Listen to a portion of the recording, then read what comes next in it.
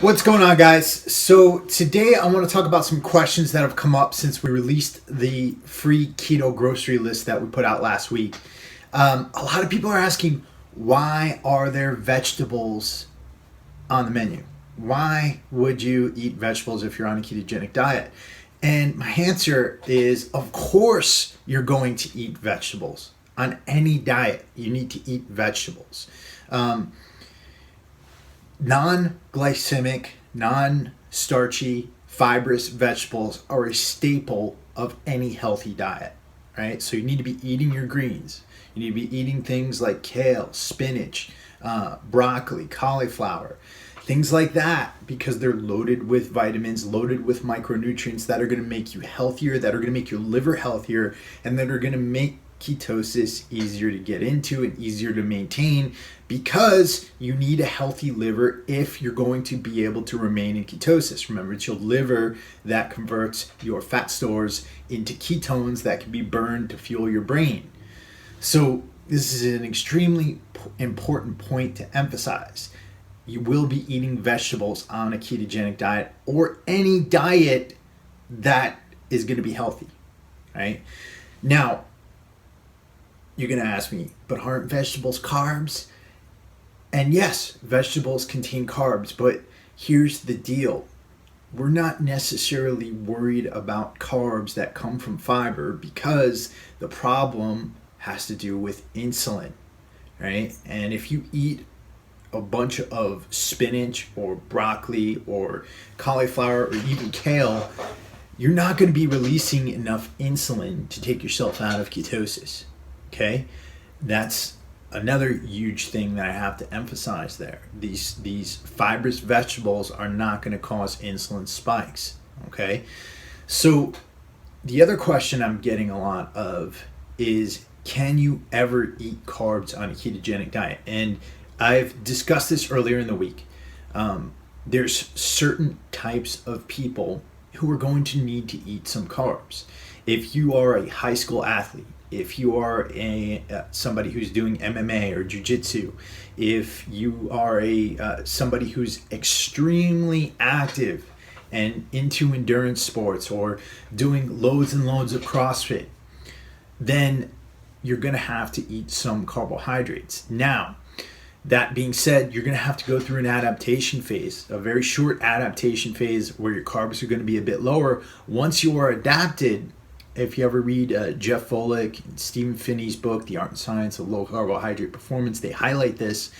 Once you are adapted, if you are extremely active, you can probably eat up to 150 grams of carbohydrate a day and still remain in ketosis. It depends on how active you are. Now, some things you're going to have to understand what being active means. If you are a bodybuilder, and you're going into the gym and you're doing slow work, right? And I'm not talking down to you guys who do this, but if you're doing slow work to the point where you're not breaking a sweat, you're probably not going to be able to handle that amount of carbs and remain in ketosis.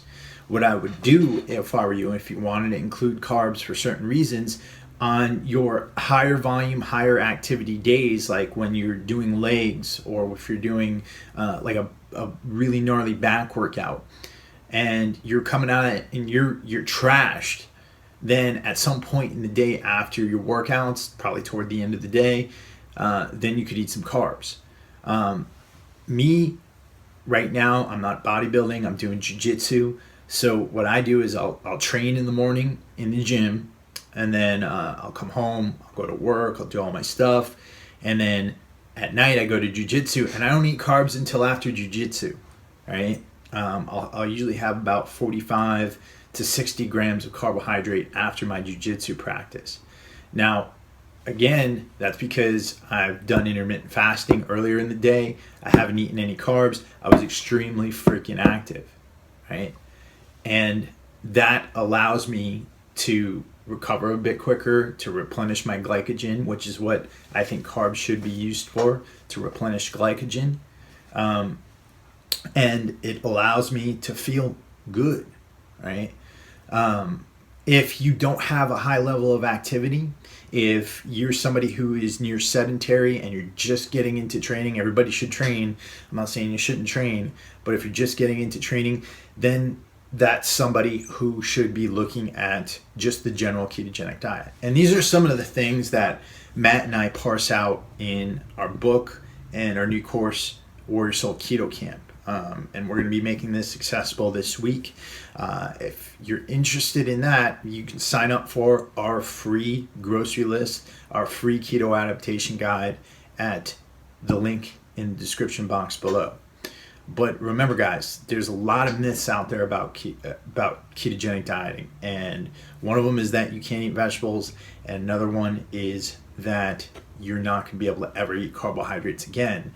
And again, all this stuff depends on the person. Everybody should be eating vegetables, but the amount of carbs you're going to be able to eat in a day and tolerate and remain in ketosis on is really going to be dependent on your activity level, how much you're training, how much energy output you're doing during your training, and genetics, of course. So hit me up if you have any questions. I will be here, and be on the lookout for Warrior Soul Keto Camp coming at your way soon. Also, we are doing our first live podcast this Wednesday, the 22nd, and we're going to bring on the CEO and the executive team of Kegenics, one of those exogenous ketone companies. And I know that a lot of you have a lot of questions about exogenous ketones.